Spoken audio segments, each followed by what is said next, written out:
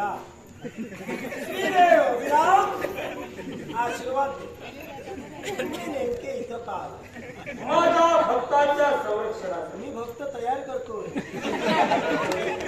माझी भक्ती करावी म्हणून भक्त तयार करून होत नाही नाही करावे लागतात भक्तांना जे नाही ते करायला हरकत नाही भक्तांना चमत्कार दाखव भक्त नमस्कार करते होती चमत्काराशिवाय नमस्कार नाही ते देवा पाहू जेव्हा करशील तेव्हा ये तू आलाय मी सांगितलं भक्तांच्या रक्षणासाठी भक्तांच्या रक्षणासाठी कोण आहेस तू मी मला जर तू ओळखत नाही कोण आहेस तू आता इथं संबंध देते तू काय संबंध तुला या ठिकाणी मी सखा हनुमंत ओळखतोय मी तुला सांगितलं सांगायचं काय मी सांगितल्यावर अरे ओळखते तू जगविख्यात आहेस वा.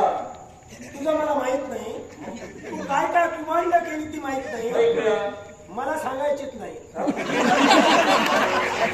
तू इथून माघारी जा मी माझं देव तत्व मला सिद्ध करायचं आहे तेव्हा माझ्या मार्गात जर आडवा येशील काय करेन सांगता येणार नाही तू काही कर त्याची भीती मला नाही याला घाल पण साऱ्या जगाला मी सांगेन की तुझ्यात राम नाही विश्वाला तू कोण रामाचा तू कोण रामाचा मी सकाळ सकाळ हा. तू रामाचा दास आहेस नक्की अरे सांगू नकोस तू ब्रह्मचारी हा. आहेस सांगू नको कुणाला कारण? तू जर ब्रह्मचारी होतास तर मला सांग सूर्यकन्येशी विवाहबद्ध झालास त्यावेळी तुझी विद्या परिपूर्ण झाली मग सूर्यकन्येशी लग्न करून तू ब्रह्मचारी कसा ब्रह्मचारी या शब्दाचा अर्थ काय तो तुला जमतोय तर सांग ब्रह्मचारी या शब्दाचा अर्थच तुला माहित नाही ए, असायचं नाही हं? ब्रह्मचारी या शब्दाचा अर्थच तुला माहित नाही अरे जो विवाह करतो त्यानं 10 जरी विवाह केले तरी तो ब्रह्मचारी तुम्ही कराल ते बरोबर तो ब्रह्म हे धर्मशास्त्र बोलतोय मी नाही बोलत जो 10 विवाह करेल तो सुद्धा ब्रह्मचारी आणि जो एकही विवाह करणार नाही तो सुद्धा ब्रह्मचारी कसा तोय मग मी कोण ऐ तू कोणते तू ठरव मी काय सांगतो ते काय ठरव पंच ज्ञानेंद्रिय पंच कर्मेंद्रिय आणि या पंच ज्ञानेंद्रियांवर जो विजय मिळवितो ज्याच्या नेत्रात कधी पाप नाही ज्याच्या मुखात कधी पाप नाही ज्याच्या चरणात कधी पाप नाही ज्याच्या मनात कधी पाप नाही या पंच ज्ञानेंद्रियांवर जो विजय मिळवितो तो 100 विवाह करून सुद्धा ब्रह्मचारी आहे तुझ्या कर्णात मने पाप नाही तो ब्रह्मचारी मग सती चंद्रसेनेच्या महाली गेलास मी त्यावेळी तुझ्या रामांना नेण्याचं कार्य केलंस मग सती चंद्रसेनेच्या महालात नेमका राम कशासाठी गेला तू वैकुंठीच्या नारायणाचा 7वा अवतार 7वा तर काय आहे? खात्री कर हो? मग का सती चंद्रसेना वैकुंठीच्या नारायणाची पूर्वजन्मीची कोण होती ओय, आधी हे सांग सांगतो ना सांग आधी हे सांग. तू प्रश्न करू नको प्रश्नाला प्रतिप्रश्न नको उत्तर दे मग प्रश्न कर सती चंद्रसेनेच्या महालात तो काय म्हणून सांगतो गेला? ऐक. प्रत्येक गोष्टीचा उलगडा मी तुला करून देईन वैकुंठीच्या नारायणाचा तुझा नाही वैकुंठीच्या नारायणाचा मी आणि तू एकच आहे वरा अवतार या वरा अवतारात त्या देवाची पत्नी म्हणजे भूमिदेवी या भूमिदेवीला शाप देण्यात आला आणि तो शाप कोणता असेल एका राक्षसाशी तुझा विवाह होईल त्यावेळी केवळ प्रभो म्हणजेच वैकुंठीचा नारायण योग्य वेळ येता क्षणी तुझा स्वीकार करतील तीच भूमिदेवी म्हणजे ती जिच्या मालात आम्ही गेलो ती आणि तिथं गेल्यानंतर प्रभो माझा मर्यादा पुरुषोत्तम होता आणि म्हणून त्याने तिला शब्द दिला मी या अवतारात तुझा अंगीकार करू शकत नाही पण मी तुला शब्द देतो पुढे अवतारात मी नक्की तुझा अंगीकार करेन आणि तो दिलेला शाप दिलेला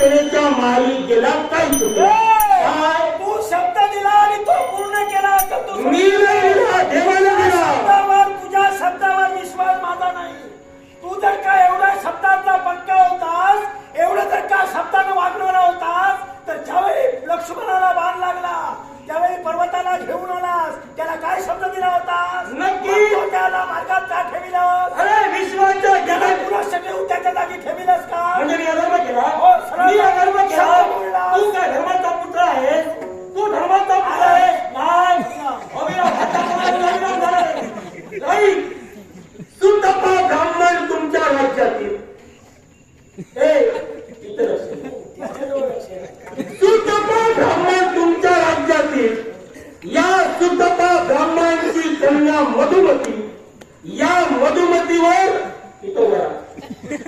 या मधुमतीवर अति प्रसंग करण्याचं कर्तव्य तुझ्या चरणी घडलं. त्यावेळी माझ्यात देव पण नव्हतं. आता मी देव झालो. त्यावेळी तुझ्या देव पण नव्हतं. ते कर्तव्य तू केलं. मग त्यावेळी सुतपाच्या पुत्रानं तुझ्या वृषणावर लाथ मारली. एवढं बोलू नको. होय. त्यावेळी तुझ्या वृषणावर त्यानं लाथ मारली. त्यावेळी तुझं वृषण सुजलं. तुझं वृषण काय झालं? माझं सुजलं. कित्येक दिवस तुला चालायला घर जमत कसं नव्हतं. जमणार? तुझं होतं ना ते. त्यामुळे तू धर्माचा म्हणून सांगूच नको. कारण एका ब्राह्मण कन्येच्या पल्लावर हात घालण्याचं कर्तव्य तुझ्या परी घडलं. त्याने तुझ्यावर रक्ताप्रहार केला. त्या सुतपा ब्राह्मणाचा पुत्राचा शेवट तू केला. ब्रह्महत्या केली. मग असा ब्रह्महत्या करणारा आणि परस्त्री गमन करणारा हा देव मी तिच्या पुत्राला मारून ब्रह्महत्या केली. मग प्रभूनं काही रावणाला मारून देवपूजा केली. विश्वास धर्मश्रेष्ठ केला. मला सांग, रावण कोण होता? रावण कुणी जरी असला, रावण ब्राह्मण होता. जरी ब्राह्मण असला, जर का रावण होता तर प्रभूनं रावणाला मारलं. मग ही ब्रह्महत्या नव्हे? मग जर का रावण हा ब्राह्मण होता, त्याचे विचार धर्माचे होते की अधर्माचे होते? कोणत्याही असू द्या नको. विचार कोणत्याही असू द्या, पण ब्राह्मणाला मारलं हे पाप सत्यच आहे. आणि ते पाप तुझ्या प्रभूनं केलं. माझ्या प्रभूने जर का ते पाप केलं, म्हणजे विश्वाच्या ठिकाणी धर्मसतेज ठेवावा हे कर्तव्य आणि जबाबदारी कुणाची आहे? प्रत्येक मानवाची मग आहे. त्याचप्रमाणे देवतांची आहे. आणि माझा देव मानवपोटी जन्माला आला होता. आणि हे सत्य करण्यासाठी धर्मसतेज ठेवण्यासाठी त्याला ते केलं काय? मी सुद्धा मानवकोटी जन्माला आलोय. सातव्या अवतारानं देव अभिराम म्हणून नटले. हे तुम्हाला मान्य करावं लागेल. आणि ते मी पटवून देईनच. वेळ प्रसंगी उजाड राम नाही. मला म्हणायचंय. भाव अंतरीचे हळवे जसे दुई ऊन. भाव अंतरीचे हळवे जसे दुई ऊन. स्वतःच्याच अंधारात, स्वतःच्याच अंधारात स्वतःलाच तुझे नाम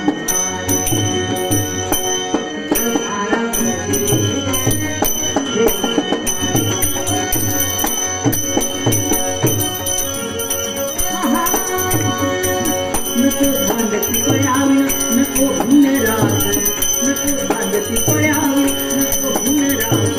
गोपेटा हिरवेगाला, गोपेटा हिरवेगाला, गोपेटा हिरवेगाला, येथे आहे झालं तुझे नावाने. भारावले कोण तू?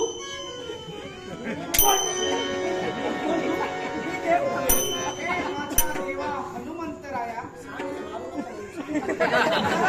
जरा अभिरामच्या अंगाला शहानिशा करून पहा. जाणवं तरी योग्य देव अभिराम. बरेच दिवस झाले मी फिरतोय. एखाद्याची करायची तर ती परिपूर्ण हे आता उतरून ठेवायचीच वेळ आली.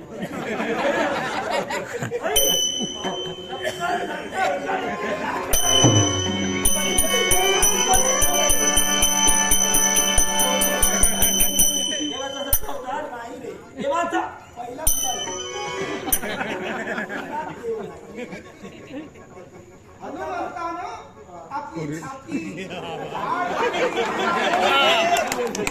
कोण दिसला? मला माहित नाही. जरा काम रे.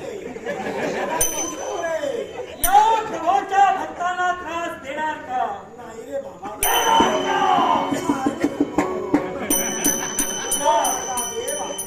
पूर्वोच्च शब्दात मी तुमच्याशी बोललो, त्याला सांग माझं चुकलं. तू उठलास तर सांग. श्वास गुदमरतो.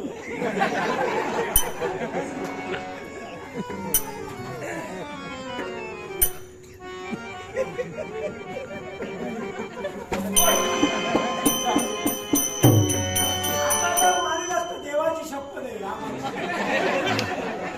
मी अभिरामाची शपथ आता फक्त पाहिजे. तू मेला रे.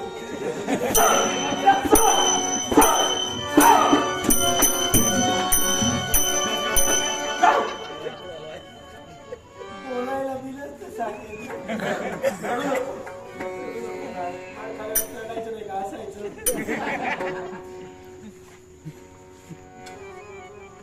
ले आओ.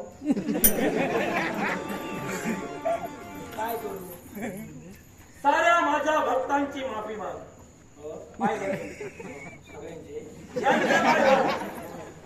पाय धर. पाय यांचे पाय धर.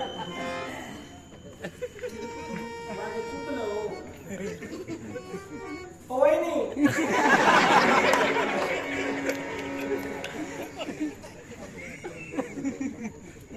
घेऊन जा. इथे घेऊन जा.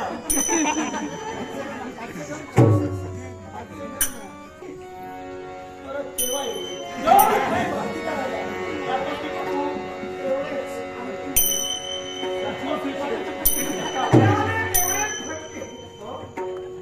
कधी बरेचसे मिळाले.